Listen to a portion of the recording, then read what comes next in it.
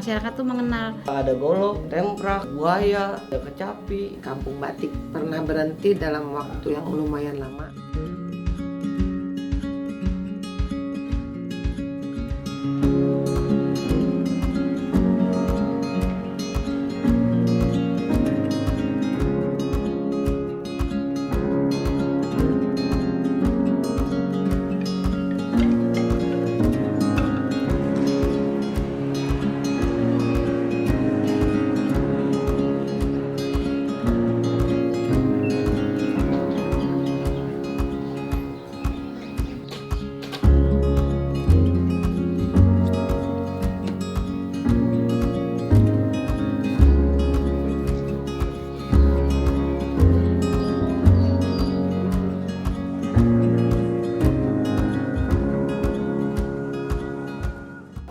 Effendi meresmikan batik pada 2 Desember tahun 2011.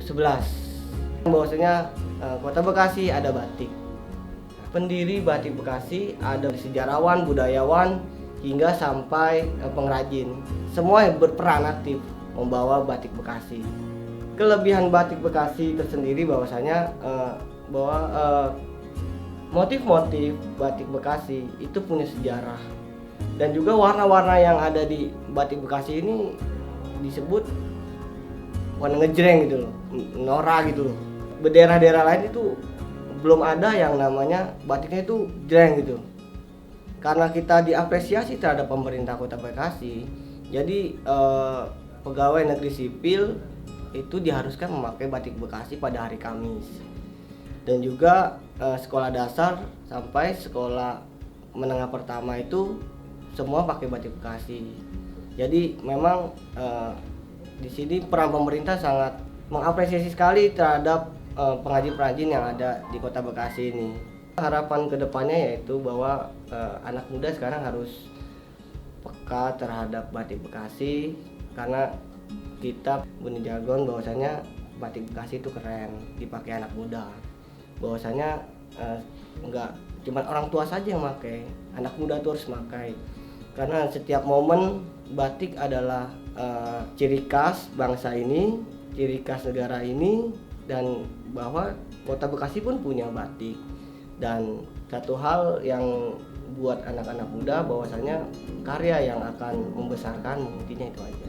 Batik itu kan perlu sabar, perlu ini. Biasanya kalau anak-anak muda kan nggak mau ya batik itu, karena kan itu kan memang kalau dulu tuh kan yang batik zaman saya pun kan orang tua-tua yang biasanya pakar bikin batik itu ya. Cuma kalau sekarang ya alhamdulillah generasi muda kita kan pada seneng batik, pada seneng ya nyanting. Karena apalagi sekarang kan Pak Wali mendukung ya kalau Bekasi punya batik.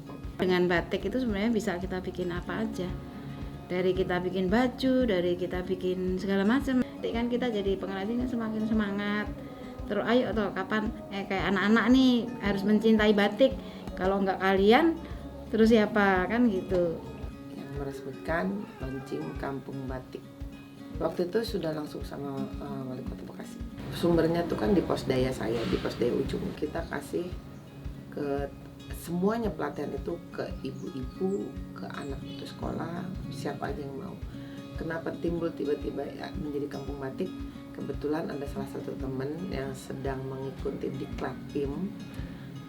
Kemudian saya sarankan untuk dia punya proposalnya itu Kampung Batik gitu. Jadi selain dia untuk ikut diklat PIM itu punya satu resume kegiatannya itu Kampung Batik, kita dukung dengan masyarakat dan pelatihannya gitu.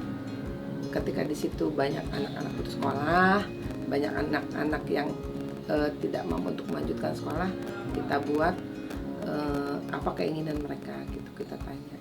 Terus kita sarankan untuk membatik karena Bekasi kan punya batik asli Bekasi. Pertama kita data di perkampungan, kita menyebutnya di perumahan terbuka. Kita data mulai RT atau RW berapa di situ anak-anak putus sekolah. Setelah terdata kita kumpulkan, kita tanya mereka punya minat apa, wira swasta umpamanya, atau mereka mampunya cuma berproduksi kemudian kita yang membantu memasarkan, sebetulnya responnya tinggi. Akhirnya sekarang itu yang belajar bukan cuma dari sini sebetulnya, dari mana aja yang mau belajar, ayo di sini tempatnya gitu. Jadi nggak melulu dari kampung batik. Sekarang yang dari kampung batik sebenarnya sudah bisa ngajarin bagaimana membatik gitu. Alat kita siapin gratis. Seneng aja bisa ngasih ilmu kepada orang lain. Karena kita selama ini mandiri, dukanya kalau lagi ada yang harus dibeli uangnya nggak ada. Tapi teman-teman biasanya kayak celengan kita bantu untuk materialnya ya. Mudah-mudahan tahun 2018 ada alokasi dana untuk kampung batik. Harapannya batik Bekasi menjadi dicintai oleh orang Bekasi sendiri, terutama maunya ada satu showroom yang bisa menjadi tempat. Selama ini kan baru ada tempat pelatihan aja, tapi kalau untuk beberapa batik ya kalau ada pameran atau apa kita bisa display.